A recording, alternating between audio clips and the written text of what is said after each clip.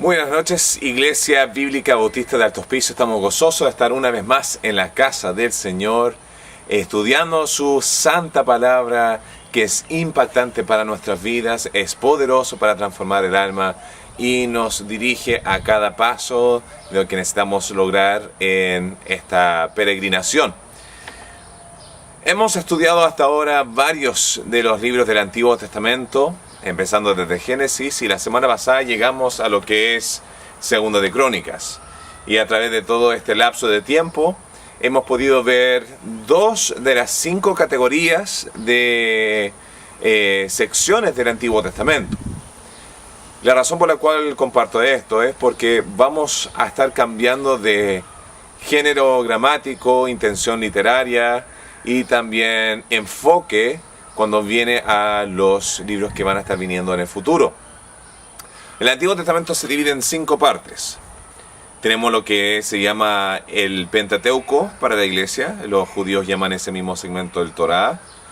Son los primeros 5 libros de la Biblia y hablan acerca de la ley que Dios entregó a Moisés. Entonces tenemos a Moisés con los primeros 5 libros de la Biblia. Eso luego nos empuja a el segmento histórico. Y en el segmento histórico tenemos desde Josué hasta la reina Esther. Y esto sigue un patrón algo cronológico. Digo algo porque los reyes y las crónicas van a estar haciendo un paralelo. Y además a Esther se podría escribir antes de Nehemías y poner un poquito en el medio de Esdras, y vamos a estar viendo eso el día de hoy. Pero una vez terminado lo que es Esther, después vamos a estar entrando en lo que se llaman los libros poéticos. ¿Cuáles son estos? Job, Salmos, Proverbios, Eclesiastés y Cantares. Y estos se llaman libros poéticos no porque suenen como poesía en el español, sino son expresiones del alma y tenían su estructura gramatical en el lenguaje original. Ya no suena nada como poesía el día de hoy, pero en su tiempo tenían su arreglo en el ámbito artístico. Y esta escritura de Salmo y Proverbio, Eclesiastés y Cantares, sabemos que la gran mayoría de esas escrituras fueron escritas entre el tiempo de David y Salomón. Hay debate con respecto al libro de Job y vamos a estar viendo eso en unas semanas más. Pero luego vamos a empezar con los libros que son proféticos. Y estos son, en vez de estudiadores dando algo que ocurrió, eran prédicas, mensajes, profecías que Dios entregaba a hombres específicos. Y eso se divide en 2 partes, los profetas mayores y menores. En el Antiguo Testamento de los judíos, todos los profetas menores estaban en un mismo libro, era una continuación una tras otra. Pero esos profetas menores abarcaban diferentes periodos. Tiempo de los reyes, Daniel en el tiempo del cautiverio, aunque él es profeta mayor, pero para comprobar el punto. Y van a haber algunos otros como Ageo, Zacarías y Malaquías que van a ser el tiempo de los persas. Digo todo eso como un preámbulo a lo que vamos a estar viendo el día de hoy. Porque cuando uno ve el estudio de Esdras, Nehemías y Esther, uno podría llegar a la conclusión: ¿por qué tenemos más escrituras después de eso si cronológicamente todo lo que viene después ya había ocurrido en el pasado? Incluso hoy día vamos a ver un poquito de Zacarías y Ageo, vamos por lo menos a mencionarlo. Entonces, al estructurar la Biblia de la manera que está el día de hoy, la parte histórica termina en lo que va a ser los libros de Esdras, Nehemías, Esther. Y ahí esa vamos a estar estudiando hoy día y en las próximas 2 semanas más. Ahora, algo importante para destacar en este lapso histórico, porque todo lo que se enseña, todo lo que se predica, todo lo que uno aprende, está dentro de un marco histórico. Y si uno falla en entender lo que está pasando alrededor, va a perder más de la mitad del significado del mensaje. Sin contar que tal vez lo mal interprete, lo mal adultere y lo lleve en otra dirección, la cual no debería ser, o lo cual no era la intención original de parte del escritor y de parte de Dios. Entonces, en el marco histórico, la semana pasada terminamos las crónicas con la destrucción del templo.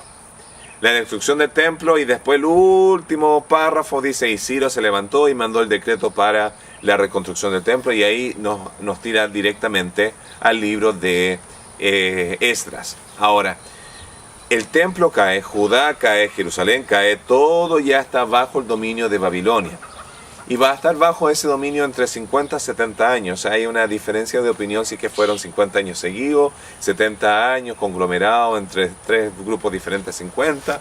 Vamos a poner eso al estudio para que tú lo puedas investigar más en la casa, ¿ya? Entre este periodo de 50 a 70 años en Babilonia ocurre la historia de Daniel, etc. Ahora, al terminar eso, entra luego el rey de Persia, Medo-Persia, y conquista toda la tierra. Y aquí van a ver algunos nombres que van a ser importantes para que tú y yo podamos entender el contexto en que está pasando las cosas. Porque va a mencionar un rey, después otro rey, y uno después se pierde, porque estos son tres individuos importantes, otro libro importante. Entonces, tenemos el primer rey del imperio Medo-Persa, va a ser Ciro el Grande. Ciro el Grande. Si quieren anotar estos 5 reyes, les va a ayudar un poquito en el estudio del día de hoy. Si quieren ver el video después y hacer esa investigación, lo pueden hacer igual. Pero Ciro el Grande es el que conquista a Babilonia, es el que toma control de todo lo que está pasando ahí. Y este personaje va a estar durante el tiempo también de Daniel y también de un hombre importantísimo llamado Zorobabel. Zorobabel va a ser el primer líder que va a llevar el primer grupo de personas para la reconstrucción del templo, y esa va a ser su función específica. En el libro de Zacarías se menciona a Zorobabel, y en algunos otros textos por aquí y por allá se habla de la importancia de quién fue este líder. Después de Ciro el Grande va a venir alguien que se llama Cambises, y Cambises realmente la Biblia no habla mucho de él, no se sabe mucho de quién fue. Históricamente podríamos investigarlo, pero por razones bíblicas no hay ningún personaje que se relacione directamente con Cambises. Después de Ciro el Grande va a venir Darío el Grande, ¿ya? Y Darío el Grande va a ser el rey del imperio durante el tiempo donde los profetas Zacarías y Malaquías, que vamos a estar mencionando el día de hoy, que van a empujar el terminar el templo, van a ser durante este reinado de Darío el Grande. Después de Darío el Grande va a venir otro rey llamado Asuero. Y Asuero se conoce en el libro de Esther. En el mundo secular se conoce como Jerjes o Xerxes con X, Xerxes en inglés, ya, Jerjes. Y este va a ser el rey que se va a casar con Esther. Y también se va a mencionar un poquito acerca de él en el libro de Esdras, ¿ya? Después de Jerjes tenemos Artajerjes. Y este va a ser el rey durante el tiempo del libro de Esdras, la segunda parte, y también el libro de Nehemías. Entonces, un pequeño repaso. Tenemos número 1, tenemos a Ciro el Grande, después Cambises, después Darío el Grande, Asuero, que es Jerjes, y después Artajerjes, ¿ya? El libro de Esdras en sí se divide en 3 categorías, en mi opinión. Se ve la primera parte donde Zorobabel está el personaje principal, capítulo 1 al 6. Y Esdras no está en ninguna parte de toda esta historia de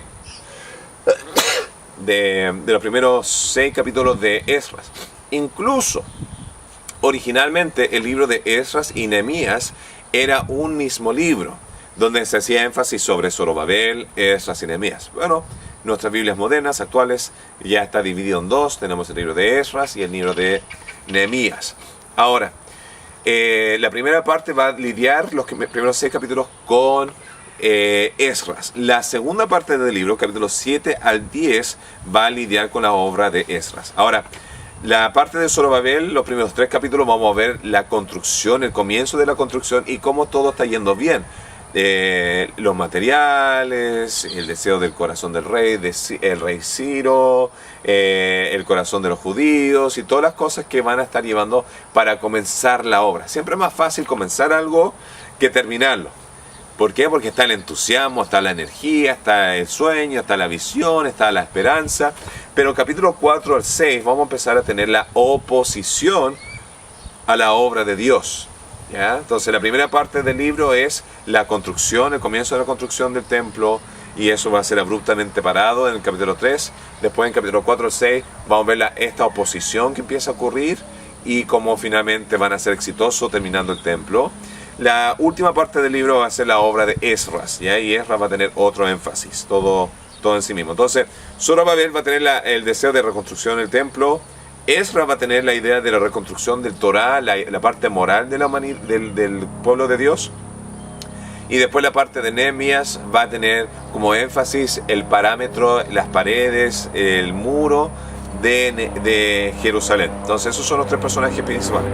Entonces la sección de Zorobabel y la reconstrucción del templo.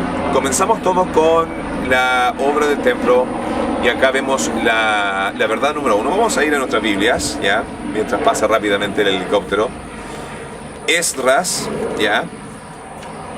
Vamos a ir al capítulo 1 para comenzar y después vamos a trabajar paulatinamente nuestro estudio hacia el final de este maravilloso libro, ¿ya?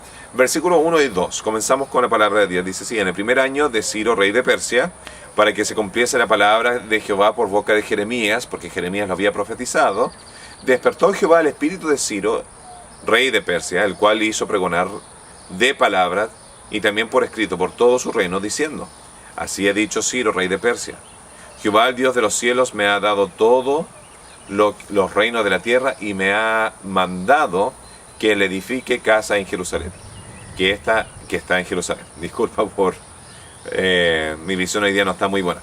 Entonces todo comienza con el deseo del rey de Persia de la reconstrucción del templo. Y esto lo hace de cierta manera. La Biblia no dice el por qué o cómo fue enviado este mensaje que tenía que hacerlo. Si fue por profeta, si fue por sueños, si fue por lo que sea. Hubo algo que lo empujó para querer agradecer a Dios por la conquista que tuvo sobre Babilonia. Y dentro de todo esto podemos aprender el primer principio, que la obra que se hace siempre es la obra de Dios. No era la obra de Ciro, no fue que Ciro quería construirle la casa a Dios, sino Dios quería construir su propia casa de vuelta y ocupó el instrumento del rey de Persia, de todas las personas que uno podría imaginarse, para poder lograr esta obra. Y esto nos hace recordar y pensar en la realidad de que la obra no es de una, la obra es de Dios. Bueno, acá se avanza, ya versículos 5 y 6. Así es como responde el pueblo de Dios, dice así: entonces se levantaron los jefes de las casas paternas de Judá y de Benjamín, y los sacerdotes y levitas, todos aquellos cuyo espíritu, ¿qué cosa? El espíritu que despertó Dios para subir a edificar la casa de Jehová, la cual está en Jerusalén, y todos los que estaban en sus alrededores le ayudaron con plata y oro, y con bienes y ganado, con cosas preciosas, además de todo lo que ofreció voluntariamente.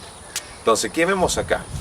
Acá estamos viendo cómo Dios está obrando de una manera que el hombre no puede ver ni percibir, pero que a la larga uno mira para atrás y ve que fue completamente la mano de Dios. Así es como yo me siento con respecto a la obra de nuestra iglesia en Alto Hospicio. No fue una pasión, ni un sueño, ni un deseo que yo quería comenzar una iglesia en Alto Hospicio, sino el Señor vio que era tiempo para una iglesia nueva, una iglesia del Señor empezarse en esta hermosa ciudad. Era tiempo de Él. ¿Hay otra iglesia en Alto Hospicio? Sí. ¿Hay otras iglesias que son buenas en Alto Hospicio? Sí. Pero al mismo tiempo, la manera en que hemos visto su mano poderosa proveer nuestros recursos, crear un ámbito de hermandad y de unidad, de filosofía, los resultados que hemos visto, las almas convertidas, la gente bautizada, los matrimonios restaurados, el hambre satisfecho, la reunión con Dios, todas estas cosas, a mí realmente me dejan sin palabras de ver cómo Dios ha estado obrando y ha despertado dentro del corazón de los hermanos de la iglesia el querer avanzar con esto. Pero no siempre va a ser fácil, y hay un factor humano de obediencia que nosotros también tenemos que ser parte de ello. Pero ese deseo original de empezar la obra, de verlo florecer y crecer, realmente vienen de parte de Dios, y sus resultados también son de parte de Dios. Entonces, ¿cómo nosotros podemos contextualizar esto para nosotros? ¿Ya? Y ahí es donde nosotros hacemos la pregunta: ¿por qué nosotros invertimos en la obra de Dios? Sea con nuestros recursos, sea con nuestro tiempo, sea con nuestro esfuerzo, nuestros talentos, para la obra de Dios. Y la razón principal por la cual, y reiterando lo que mencioné previamente, es porque Dios ha avivado dentro de nosotros, ha despertado este deseo internamente de querer hacer lo que estamos haciendo para Él. Ahora, hay veces donde sí vamos a tener una lucha interna de querer obedecer o no a Dios, pero a la larga, en la soberanía de Dios y en el poder de Dios, Él va a establecer su iglesia. La iglesia pertenece a Él. Entonces la aplicación para nosotros es que Dios es el que hace nacer dentro de nosotros este deseo. Entonces nosotros debemos ser susceptibles a Él, a su dirección y a entregar de nosotros. La segunda verdad en esta construcción, en este periodo de la construcción, es que cuando terminaron la primera fase de la construcción del templo de Dios, pusieron la cimienta, pusieron el altar, hicieron un nuevo altar, y la reacción del pueblo al ver este nuevo altar fue mixto. Y esa reacción mixta se ve de la siguiente manera. Hubo un gran gozo de parte de un cierto grupo de personas porque no esperaban ver tal vez los resultados que vieron. Hubo un cierto gozo porque estaban ansiosos de ver lo que Dios podría hacer después en el futuro. Había un cierto gozo porque finalmente Dios había pasado por alto tal vez su ofensa, su ira sobre el pueblo de Dios, y estos eran los primeros pasos para aquella restauración. Y en cierto nivel, tal vez algunos de ellos ni siquiera veían factible esto y se sorprendieron al ver de que Dios iba a hacer su obra. Yo diría que algunos cristianos son de esa mentalidad, de esa manera de ser, donde no tenían en mente que Dios realmente iba a obrar en el tema de los resultados, en que la iglesia se fundara, que la iglesia funcionara, o en su vida personal, que Dios iba a poder proveer de sus recursos, de que Dios iba a ser fiel, de que Dios iba a obrar, de que Dios iba a trabajar en su matrimonio, etc. Entonces está ese nivel de ausencia de fe más obediencia conlleva a una sorpresa grata. Ahora, no estoy enfatizando la importancia o que es bueno tener una ausencia de fe, pero acá el punto principal es que ellos se gozaron que cuando fueron obedientes vieron resultados de Dios. Pero hubo otro extremo al otro lado. Y habían algunos que celebraban y danzaban y gozándose por todo lo que estaba pasando. El otro lado de las personas estaban afligidos, estaban tristes, estaban con dolor, porque sabían que no era del mismo calibre que la anterior. Y tenían un cierto nivel de desilusión de que no se logró lo que se había hecho antes.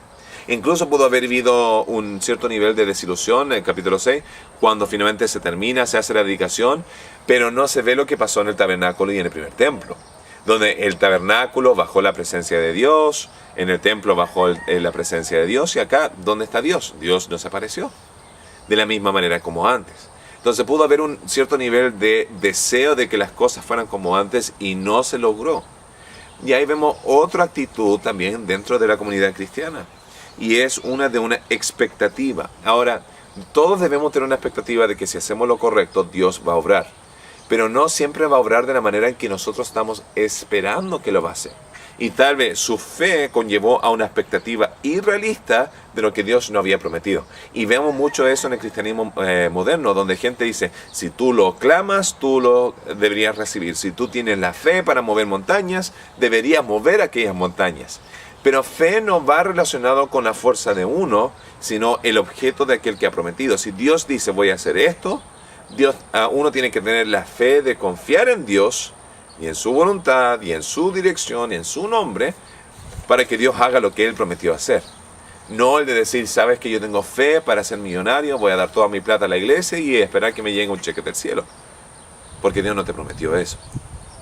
Entonces, acá vemos esa otra actitud. Todavía había una actitud de decir, sabes, queremos restaurar las cosas a la manera antigua, y realmente hubo una pérdida de oportunidad, se podría decir, de parte de Israel, de no haber mantenido la pureza original. Hubo pecado, hubo consecuencias. Dios restauró, pero las cosas no volvieron a ser como antes. Y muchas veces eso también puede pasar en el ministerio el día de hoy.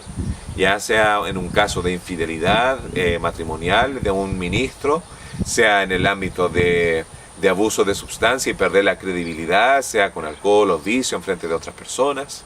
Todas esas cosas conllevan a que acciones que nosotros hacemos y tomamos van a producir cambios. Y esos cambios muchas veces no son reversibles. Es como la jovencita ya que se cría en la iglesia, que sabe de Dios y sabe todas las cosas que ella debe hacer. Y digamos que se empieza a enamorar y se empieza a desviar de las cosas de Dios. Y desviándose de las cosas de Dios, empieza a vivir una vida más abierta, más libre, más promiscua. Y ese siendo el caso, digamos que se embaraza. Es un embarazo que tal vez ella no estaba planeando. Ahora, para Dios no hay accidentes. Para Dios no hay sorpresas. Dios va a obrar. Pero la vida de aquella joven para siempre va a ser cambiado. Ella podría decir, Señor, lo lamento nunca más, pero el bebé va a seguir ahí. Lo mismo puede pasar con SIDA. Señor, perdóname por haber hecho esto. Dios te va a perdonar, Dios te va a restaurar. Pero no necesariamente va a significar que te va a remover SIDA. Entonces, esa era la nación de Israel. Ellos habían desviado tanto de Dios, donde las promesas que se habían hecho para la nación ya no caían en la misma categoría de continuidad a causa de la condicionalidad de la promesa. Entonces, vemos esa reacción en este periodo de la construcción. Se terminó el altar y se escuchaba un bullicio de gente lamentándose y gente gozándose. ¿Qué podemos nosotros aprender acerca de eso? Bueno, debemos gozarnos con el potencial de la obra de Dios. Eso es adoración y alabanza. De eso se trata los primeros frutos. Cuando uno da los primeros frutos a Dios, los da con la expectativa del potencial de bendición. Eso es fe. Entonces, en ese ámbito podemos ver que el pueblo de Dios se regocijó viendo la posibilidad de progreso. No necesariamente que se conformaban con lo que era mediocre. Lo mismo con nosotros en nuestra iglesia. Tal vez nuestra iglesia a estándares humanos no se ve muy grande o muy elaborado o muy detallado en el tema de la construcción. Pero nosotros nos regocijamos en el potencial que ello tiene, que Dios va a ocupar para salvar almas para sí mismo. Y ese es el gozo que nosotros hacemos. Y esa es la razón por que nos celebramos y nos gozamos. Es la razón principal por la cual yo estaba tan gozoso el domingo pasado en el aniversario, donde la foto del grupo era tan grande. Y yo veía, este es un buen momento histórico para nosotros. No un término, sino un paso para seguir creciendo, evangelizando, discipulando y viendo la comunidad que Dios quiere para adorar a su Hijo Cristo. Entonces, eso podemos aprender acerca de ello. También podemos aprender el tener expectativas realistas, no según lo que nosotros queremos, sino según lo que Dios ha prometido. Entonces, eso nos lleva en la primera parte de la construcción, cuando nosotros empezamos a dar a Dios. La segunda parte de este libro, capítulo 4 al 6, donde empezamos a ver la oposición. De nuevo, Zorobabel es el líder que está llevando esta construcción. Empezamos a ver en capítulo 4, ¿ya? En Esdras capítulo 4, diferentes olas de obstáculos para la obra de Dios. Y eso va a ser real en toda obra de Dios, sea nuestra iglesia local, o sea el ministerio que tú tengas dentro de la iglesia, o sea en lo que tú estás haciendo en tu vida personal, en tu matrimonio, en tu familia, tus hijos, tu trabajo, tus aspiraciones, tus metas, etc. En la peregrinación que Dios tiene para nuestras vidas, va a haber oposición. ¿Y cómo se ve la primera ola de oposición dentro de la obra de Dios? Bueno, en capítulo 4 voy a leer versículos 1 y 2.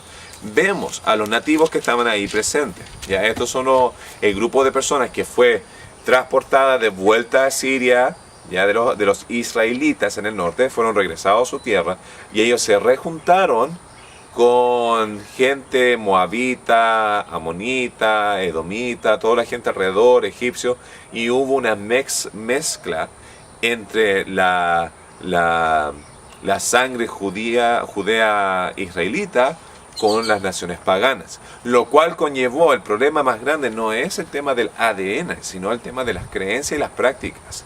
Ellos al casarse trajeron sus ídolos, trajeron sus prácticas, trajeron sus abominaciones, el sacrificio de los hijos y todas las cosas que trajeron al juicio de Dios de vuelta a la nación de Israel. Entonces, Esdras 4, 1 al 2. Dice, oyendo los enemigos de Judá, ya esto está escrito después de que terminó todo, entonces ya tiene una connotación de que esta gente no tenía las mejores intenciones. Y de Benjamín, que los vecinos de la cautividad edificaban el templo de Jehová, Dios de Israel. Vinieron a Zorobabel y a los jefes de casas paternas y le dijeron, edificaremos con vosotros, porque como vosotros buscamos a vuestro Dios. Y a él ofreceremos sacrificios desde los días de Esar-Hadón, rey de Asiria, que nos hizo venir aquí. Y esta fue la respuesta de Zorobabel. Zorobabel, Jesua, o también se conoce como Josué en el libro de Zacarías y Ageo, Zacarías capítulo... ahí vamos a llegar, no lo voy a buscar ahora, pero la profecía que habla acerca de el sumo sacerdote Josué, este mismo Josué es Yeshua acá. Y los demás jefes de casas paternas de Israel dijeron: no nos conviene edificar con vosotros casa a nuestro Dios, sino que nosotros solos edificaremos a Jehová, Dios de Israel, como nos mandó el rey Ciro, rey de Persia. ¿Ya? Entonces, ahora vamos a ver algunas acciones en el celo de Zorobabel, en el celo de Nehemías y en el celo de Esdras, donde ellos van a tomar la justicia de Dios en sus propias manos. Acá lo que vemos no necesariamente dice que Jehová les dijo que no lo hiciera, pero en su interpretación de todas las cosas, y vamos a ver esto al final de este estudio también, su deseo de mantenerse puros y alejados de otros haciendo esta obra fue la decisión que ellos tomaron. ¿Para qué? Para que no se contaminaran como a la manera anterior. Y esto nos lleva a un punto importante para nosotros: dialogar, discutir y siempre recordar. Y tiene que ver con la contextualización de esto a nosotros. ¿Cómo esto se vería el día de hoy? Ahora, en el día de hoy hay muchas diferentes iglesias. Y muchas veces uno podría decir, ¿sabes qué? Si todos adoramos al mismo Dios, si todos ocupamos la Biblia, si todos queremos a Jesús, si todos creemos que Jesús era el Hijo de Dios, ¿por qué no hacemos una mega iglesia todos juntos y llamamos el movimiento ecuménico? Ahora, ustedes han escuchado tal vez más de una ocasión que yo estoy en contra del movimiento ecuménico, pero le hago la pregunta ¿por qué? Si Dios es el mismo, Jesús es el mismo, la Biblia es la misma, el amor a Jesús es la misma. Incluso Jesús dijo, Marcos, y acá lo escribí por acá, Marcos 9, creo que es 40, si no me equivoco. 9:40, dice Jesús que si alguien no es contra nosotros, es por nosotros. Entonces, ¿por qué, pastor, es tan anticuado? ¿Por qué es tan fome? ¿Y por qué no hacemos más cosas con el resto de la comunidad? Hagamos conciertos comunitarios, hagamos adoraciones comunitarias, hagamos obras comunitarias. ¿Por qué? Y te hago la pregunta el día de hoy, ¿por qué nosotros no vamos en esa misma dirección? ¿Hay más al tema que esa simpleza de pensamiento?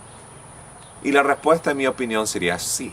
¿Ya? Y de nuevo, voy a compartir algo que es mi opinión. No voy a ser dogmático y decir que la palabra de Dios dice que no hagamos esto.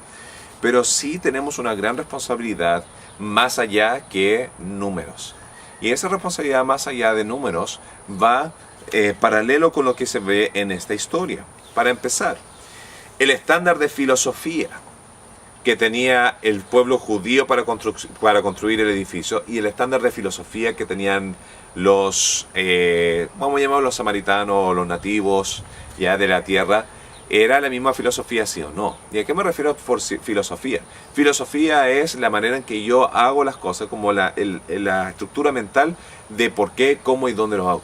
Y la respuesta va a ser definitivamente, van a ser diferentes filosofías. ¿Por qué? ¿Ya? Porque el estándar de pecado entre estas dos naciones va a ser bastante diferente. Y el estándar de pecado difiere por la manera en que uno ve a Dios. Los judíos eran monoteístas en Jehová solo. Este pueblo dice, vamos a adorar al mismo Dios, hemos estado adorando a Jehová todo este mismo tiempo, pero el tema politeísta entró, los paganos entraron, y estaban igual de contaminados antes que los que estaban ahora. El pueblo de Dios quería mantenerse puro como el llamado original que se había dado en el libro de Éxodo, en Levítico, Número y Deuteronomio, todo este pacto, esta ley. Entonces, Zorobabel dice, no, ¿ya? ¿Por qué? Porque tu perspectiva de los dioses no es la misma que nosotros. Y porque tu perspectiva de los dioses no es la misma que nosotros, entonces tus estándares de pecado no son los mismos que los nuestros. Tomamos el caso del sacrificio de los niños en adoración a los dioses paganos. Es una abominación para Dios, ¿ya? Entonces tenían demasiadas cosas en diferencia como para poder trabajar en unión. Y lo mismo se podría ver en el tema de iglesia. Ya tomamos el caso de los mormones. ¿Los mormones tienen estándares altos? La respuesta sería como religión, sí, tiene estándares altos. ¿Pero su perspectiva de Dios es la misma? La respuesta es no. ¿La filosofía es la misma? No. ¿El método de salvación es el mismo? No. Entonces, aunque se clamen cosas similares, las diferencias son tan grandes que no se podría hacer juntos. Y acá vemos en el caso de Zorobabel su intencionalidad de separarse del resto, porque él no quería que nadie del resto viniera a contaminar la obra que Dios le había despertado en su corazón para hacer. Y eso nos da a entender a nosotros la importancia que es tener pureza, pureza doctrinal, pureza de intencionalidad. Hay iglesias afuera que en su filosofía de ministerio, su deseo número uno no es adorar a Dios, sino es ayuda social. Para otros no es ayuda social, sino es lucrarse y dinero, lo cual no es nuestra intencionalidad. Entonces todas estas cosas difieren y nosotros debemos mantener esa línea pura de volver a la Biblia, volver a la palabra de Dios, volver a la santidad, volver a hacer las cosas, ¿ya? Ellos darán cuenta por ellos y dieron cuenta por ellos, nosotros daremos cuenta por nosotros y estamos dando cuenta por nosotros a Dios. Entonces, ese es uno de los principios que uno podría aprender en este tiempo de oposición. Pero acá después de la oposición por ecumenismo, después se molestan, empiezan a hacer acusaciones falsas. Y mandan cartas al rey, y empiezan a intimidar, y empiezan a abusar, y empiezan a atacar. Y eso es lo que pasa cuando tú rechazas al resto. Después el resto se ofende, y después te empiezan a atacar a ti como si fuera algo personal. En el caso de Zorobabel no era algo personal, solamente ellos tenían un mandato, y tenían los estándares altos de quién iban a involucrarse y quién no. Y nosotros de cierta manera también tenemos esa misma perspectiva en nuestra iglesia. Nosotros en nuestra iglesia, si vamos a estar implementando ministerio, vamos a poner la vara más alta, no la vara más baja. ¿Por qué? Porque los estándares de Dios son altos. Nosotros no podemos tener a un pedófilo enseñando escuela dominical, ¿ya? Para empezar, por la protección de los niños. Pero segundo, por el tema de testimonio. Porque el mundo dirá, mira cómo esa persona está adorando a Dios. ¿Cómo puede Dios permitir eso? Ahora, eso no significa que los cristianos no pecan. Pero que sí hay estándares. Y hay estándares que la Biblia misma ha entregado. 1 Timoteo 3 habla acerca de estándares para el obispo. También habla acerca de estándares para los diáconos. Habla de estándares de vivir la vida como agrade a Cristo y poner esa prioridad primero. Y ese era el punto principal de Zorobabel. Entonces aquí comienza un gran temor. Hasta ahora la obra no tenía mayor oposición, solo trabajo. Pero ¿qué haces cuando empiezas a tener oposición? ¿Ya? Se detuvo la obra abruptamente. El rey dijo, deténganlo hasta que yo investigue y pueda aclarar la situación. Y quedó congelado y no avanzaron más. Pero luego llegan dos personas que Dios envía. Dos profetas. Dos personas con el espíritu de profecía, con la fortaleza de decir, sus casas están atesoradas, sus casas están construidas, sus casas están hechas. ¿Dónde está la casa de Dios? Dios te llamó desde este punto para acá, no para que tú te crees construyeras casa, sino para que construyeras la casa de Dios. Y cuando Dios llama, no dice que no vamos a tener oposición. Pero en aquella oposición debemos mantenernos fieles a Dios. Vamos a tener oposición dentro de la obra de Dios. En Alto Hospicio, en Iquique, ahora estoy en San Antonio, donde sea que ustedes están yendo, van a haber oposición porque Satanás está activo. Entonces, Ageo y Zacarías avivan la obra y ellos tienen que tomar una decisión. En capítulo 4 al 5 y 6 se ve esta decisión. Y ellos deciden desobedecer al mandato del rey, a obedecer a Dios. Van a haber momentos donde la Biblia nos enseña, Romanos 13, a obedecer a nuestros líderes, al gobierno, a los profesores, a todas las instituciones que Dios ha puesto para gobernar sobre nosotros, para nuestro bienestar. Nos enseña a no ser rebeldes. Pero van a haber momentos en nuestro caminar donde el gobierno te va a enforzar a hacer algo que va en contra de Dios. Y ahí es donde tú tienes que tomar una decisión. ¿Vas a mantenerte quieto? ¿Vas a someterte? ¿O vas a luchar por la obra de Dios? En cierto nivel, el gobierno el día de hoy está empujando un elemento que es una abominación a Jehová, que es la homosexualidad. Y lo están empujando en dirección a los niños. para que la próxima generación sea completamente cambiada y perdamos a nuestro país. Yo puedo sonar muy legalista en este momento, y yo sé que si yo dijera esto en otros países sería censurado. Podría ir hasta prisión. Hablando con un misionero a Suecia la semana pasada, que me estaba hablando acerca de esa realidad, donde si tú hablas en contra de la homosexualidad, se considera un crimen de odio y te pueden cerrar o te pueden multar o te pueden cerrar tu institución o organización. Pero ahí es donde nosotros tenemos que tomar una decisión. Y esa fue la decisión que tomó Zorobabel. Aunque me cueste la vida, voy a hacer la voluntad de Dios. Nosotros tenemos una decisión que tomar. Aunque nos cueste la vida, podemos obedecer a Dios o conformarnos, según el temor, a lo que el mundo dice. Y tarde o temprano vamos a tener que tomar esa decisión. Ahora, volviendo al tema de Zorobabel, el énfasis ahora, vemos que él empieza a hacer la construcción, llega la gente que lo acusó la primera vez y le manda carta al rey de nuevo diciendo lo están construyendo de nuevo. Le preguntamos por qué y ellos dijeron que supuestamente el rey Ciro, el gran rey Ciro, le había dado permiso y en la carta dice: vaya rey, investiga si eso es real o no y decide lo que tú quieres hacer y nosotros te vamos a apoyar. Entonces el rey Darío, ya entonces fuimos de Ciro al segundo rey, ahora Darío, él empieza a investigar. Y eventualmente se topa con el libro que dice que Ciro en su primer año decide ir a reconstruirlo. Y ahí es donde vemos que aunque haya oposición, Dios va a hacer su obra.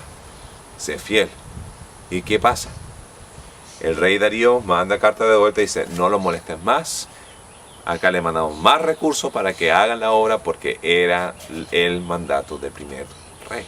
Y así Dios terminó la obra del templo. Y eso es su capítulo 1 al capítulo 6.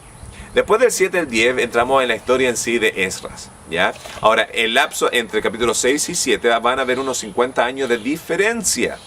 Y entre medio de estos dos capítulos va a venir la historia de Esther, que vamos a estar enseñando un par de semanas más. Entonces ocurre la historia de Esther en este lapso con el rey Asuero, y después en el próximo rey Artajerjes, ahí va a ser avivado el corazón de nuevo. Dios va a llevar al corazón Artajerjes a mandar a Esdras para la finalidad de enseñar la ley. Y él era erudito, es sacerdote de antecedente, tiene una pasión por la palabra de Dios. Y capítulos 7 y 8 va a ser todo este tema de cómo recaudaron los fondos, cómo fue el viaje, la protección, el peligro y todo ese primer paso de trabajo para llegar a hacer la obra. Yo me puedo sentir algo identificado con todo eso. ¿En qué forma? Hace 5 o 6 años atrás, mi esposa y yo salimos yendo de iglesia en iglesia tratando de recaudar fondos, decíamos plantar iglesia en el norte de Chile, vamos a estar ahí largo tiempo, vamos a mantener en contacto, vamos a mandar nuestras cartas, etcétera, etcétera, lo cual hemos hecho. Entonces eso ha creado credibilidad. Ahora estamos regresando para reportar de vuelta, tratar de recaudar más fondos porque tenemos otras necesidades, familias más grandes, y tiene todo un proceso de eso. ¿Para qué? Para volver y hacer la obra. Ahora, en el caso de Esdras, ahora entra en la ecuación. Él finalmente llega a la tierra y está espantado de ver que la misma práctica que Israel estaba haciendo, o las naciones del norte estaban haciendo, casándose con la gente pagana y trayendo sus ídolos, había pasado ahora en Jerusalén. Entonces, capítulo 9 está en una agonía grande, se tira el pelo, se rompe la ropa, está frustrado, está enojado, llora, no sabe qué hacer. Se suponía que esto no iba a ser así, que debía estar en mejores condiciones, pero la naturaleza del hombre conlleva a su dureza a volver a su pecado original. Entonces él ora acerca del tema, y acá tenemos una segunda ocasión donde Dios no le dice al líder qué hacer. Como con Zorobabel. Dios no le dijo a Zorobabel: no lo hagas con los nativos.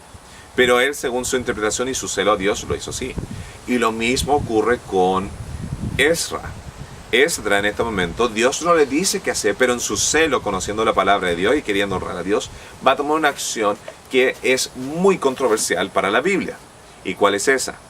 Va con los líderes y llegan a la conclusión que todos los que se casaron con mujeres paganas y tienen hijos paganos, ya que son gentiles alrededor de su nación, deberían divorciarse y abandonarlos.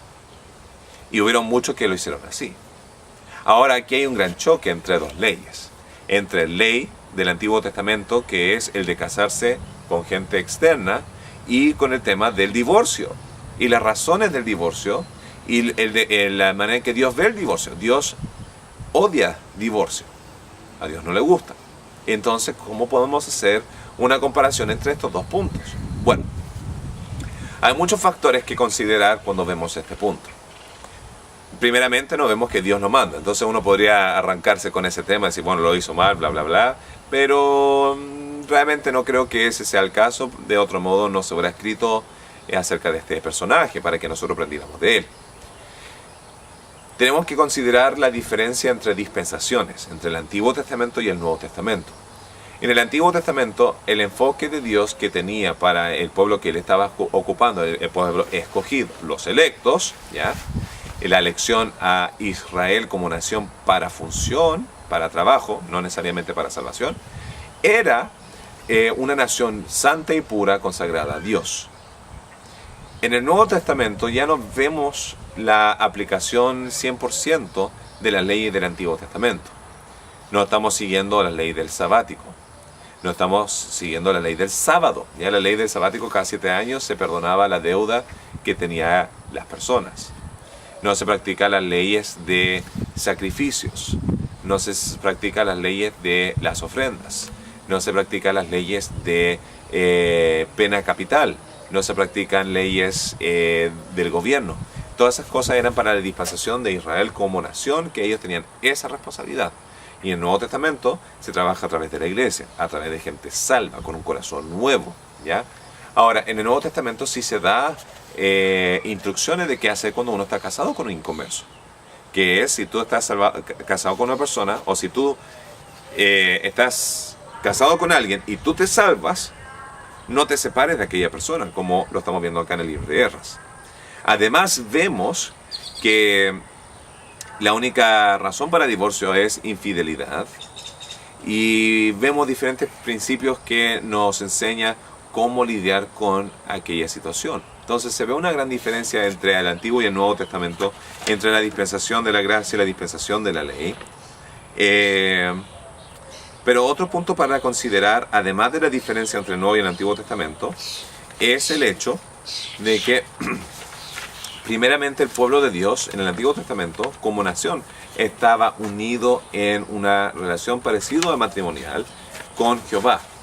Entonces este pueblo había sido infiel con Jehová al casarse con estas mujeres que no les correspondían. Y sería parecido a lo que pasaría el día de hoy. ¿Qué pasa? ¿O qué pasaría? ¿O cómo lidiarías tú con una situación donde un hombre está casado con una mujer por 25 años, después en un momento de debilidad y problemas matrimoniales va y es infiel con otra mujer? Y después, confrontado por su conciencia y el Espíritu Santo, tiene que tomar una decisión. ¿Qué decisión va a hacer? ¿Va a abandonar a su esposa original, la cual depende de él, la cual tiene hijos y ha construido su familia, para perseguir esta aventura que él ha tenido? ¿O dejaría lo pecaminoso que era esta relación, se arrepentiría, se convertiría y volvería a su primer matrimonio? ¿Cuál sería la opción éticamente más correcta? Y yo creo que la gran mayoría de nosotros podríamos decir que, removiendo la parte emocional, la parte que corresponde es volver al primer amor. Y eso es lo que había pasado acá. La gente se había desviado de Jehová, su primer amor, y se fueron tras estas mujeres que estaban en caso de pecado porque era fuera de la ley de Dios. Ahora, para entender esto de una manera más profunda, porque muchas veces vemos esto y lo ponemos en el contexto del día de hoy. ¿Quiere Dios que me separe de mi esposa si no es creyente? La respuesta es no. La Biblia dice no te unas con yugo desigual y te advierte de que no caigas en esa trampa porque va a ser muy difícil mantener tu fe. Pero acá hay dos factores que considerar. Número uno, el peso de esta decisión que ellos tomaron. Si uno ve desde el tiempo de los jueces, que estudiamos un tiempo atrás, ellos, porque no limpiaron el territorio que Dios les dijo, límpienlo, ya saquen a todos para afuera y manténganse solamente ustedes, y al fallar eso, poco a poco empezó esta influencia a entrar, a cambiar realmente el corazón del pueblo de Dios.